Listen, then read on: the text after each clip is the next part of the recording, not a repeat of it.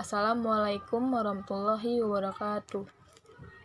Perkenalkan, kami dari kelompok 6 akan mempresentasikan materi tentang penjualan konsinyasi. Sebelum masuk ke materi penjualan konsinyasi, izinkan saya untuk memperkenalkan anggota-anggota yang ada di kelompok 6 ini. Yang pertama ada Selma Novia Damayanti, yang kedua ada Silvi Novia, yang ketiga ada Siti Halimatus Syadiah, yang keempat ada Siti Hamidah, yang kelima ada Tanika Saputra, dan yang keenam saya sendiri, Tiara Anggrini Putri. Selanjutnya, kita akan masuk ke materi penjualan konsinyasi. Penjualan konsinyasi secara umum merupakan penyerahan fisik barang-barang oleh pemilik kepada pihak lain yang bertindak sebagai agen penjual, dan biasanya dibuatkan persetujuan mengenai hak yuridis atas barang yang dijual oleh pihak penjual. Sedangkan arti hak yuridis sendiri itu adalah segala hal yang mempunyai arti hukum dan telah disahkan oleh pemerintah. Nah, jika aturan tersebut dilanggar, maka siapapun yang melanggarnya akan mendapatkan sanksi.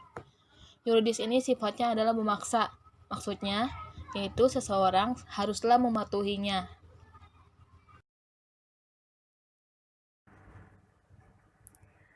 Ada beberapa hal yang terjadi dalam pembelian beli putus. Yang pertama, retur penjualan atau kewajiban kontingensi. Saat ada kewajiban konstruktif yang terjadi, maka perusahaan harus membayar sejumlah uang pada konsumen. Contoh seperti garansi, di mana ketika barang yang dijual tidak jadi dibeli oleh pembeli karena cacat atau rusak, maka perusahaan memiliki kewajiban untuk membeli kembali barang tersebut atau merefundnya. 2. Contoh akuntansi dalam penjualan konsinyasi. Pencatatan terselesaikan dengan tuntas. Jika perjanjian selesai, maka pihak pemilik barang akan menyusun laporan keuangan pada akhir periode akuntansi.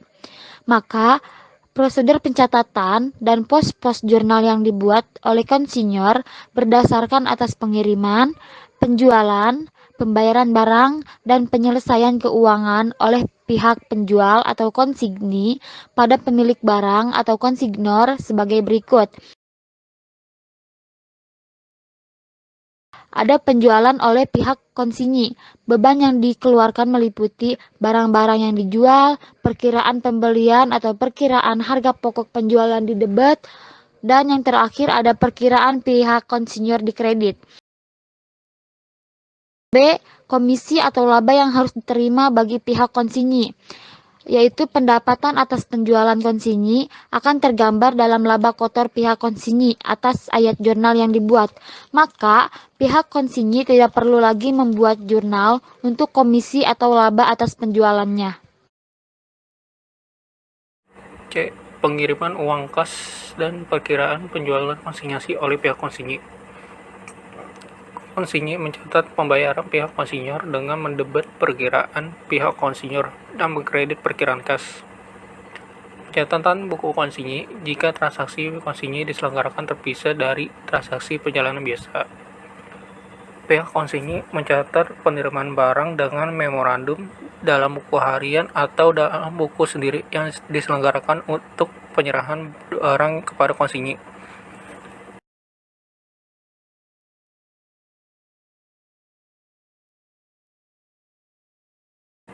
Cara pencatatan penjualan konsinyi ada sebagai berikut. Pertama, beban konsinyi yang harus ditetapkan kepada konsinyasi. Bentuk jurnalnya konsinyasi masuk pada kas. Kedua, penjualan oleh pihak konsinyi. Bentuk jurnalnya kas pada konsinyasi masuk. Ketiga, komisi atau laba yang masih harus diterima bagi konsinyi. Bentuk jurnalnya konsinyasi masuk pada komisi atas penjualan konsinyasi. 4. Pengiriman uang kas dan perkiraan penjualan konsinyasi oleh pihak konsinyi. Bentuk general adalah konsinyasi masuk pada. Selanjutnya ada kelebihan sistem konsinyasi. Yang pertama itu keuntungan sistem konsinyasi bagi pihak pemilik barang atau konsignor. Yang pertama ada menghemat biaya pelayanan dan penambahan tenaga kerja atau SDM. Sebagai pemilik barang, Anda dapat menghemat biaya pelayanan dan biaya tenaga kerja, karena Anda tidak perlu lagi merekrut pegawai baru untuk melayani konsumen dan menjualkan produk Anda secara langsung. Yang kedua itu ada lebih fokus pada penyediaan produk atau proses produksi. Nah, melalui sistem konsinyasi ini, Anda bisa lebih fokus pada penyediaan produk atau proses produksi, karena Anda sudah mempunyai bagian pemasaran dan penjualan sendiri. Maksudnya, sudah dihandle oleh pihak pemilik toko. Tentunya Anda juga bisa lebih leluasa untuk melakukan inovasi-inovasi terbaru, agar produk Anda lebih unggul dari tampilan dan kualitasnya. Yang terakhir atau yang ketiga itu ada memperluas pasar dan menghemat biaya promosi. Dengan adanya sistem konsinyasi ini, pihak pemilik barang akan merasa diuntungkan. Pasalnya, produk Anda dapat dipasarkan di toko yang sudah memiliki banyak pelanggan, sehingga pasaran yang dijangkau semakin luas tergantung dari seberapa besar jaringan yang dimiliki pemilik toko tersebut.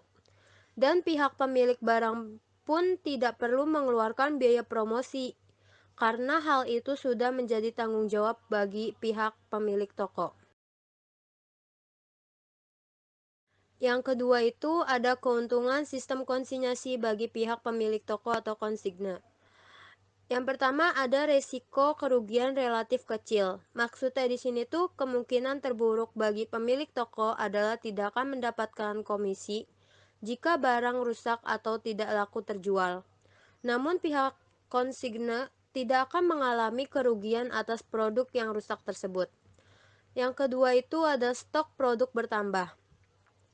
Nah, di sini tuh penjualan tidak akan kekurangan stok dagangan karena produk akan terus dikirimkan oleh pihak konsignor. Adanya penitipan barang atau produk tersebut akan menambah jumlah barang yang dijual dalam etalase display tokonya. Yang ketiga atau yang terakhir itu ada mendapatkan keuntungan tanpa mengeluarkan modal.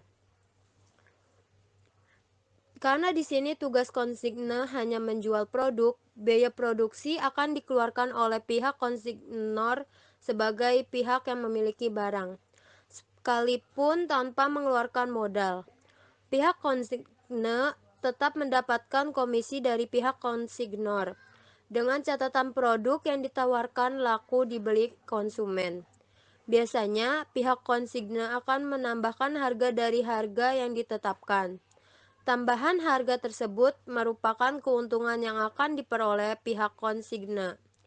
Selain itu, pihak konsigna juga akan mendapatkan fee dari pihak konsignor. Fee dimaksud adalah keuntungan. Di balik banyaknya kelebihan yang dimiliki sistem penjualan konsinyasi, ternyata sistem penjualan konsinyasi juga memiliki kekurangan loh.